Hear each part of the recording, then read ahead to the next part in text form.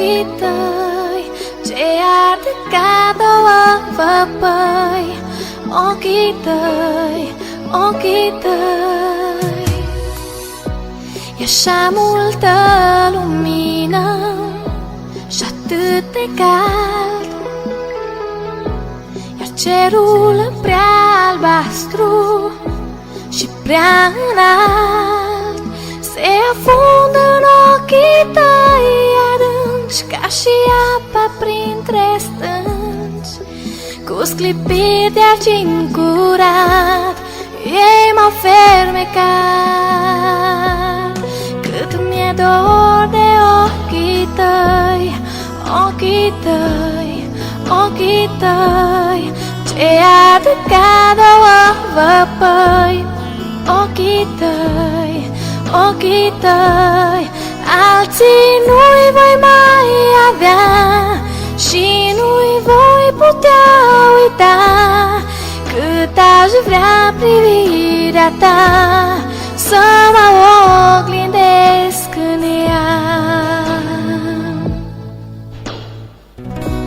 Și dacă norii grei se lasă spre pământ, cu mii de fulgere furtună semănând, iar în ochii tăi adânci o ploaie rece s-a pornit, e voi aștepta să apară soarele ce m-a încălzit. Cât mi-e dor de ochii tăi, ochii tăi, ochii tăi, ce arde ca două văpăi. Ochii tăi, ochii tăi, alții nu-i voi mai avea și nu-i voi putea uita.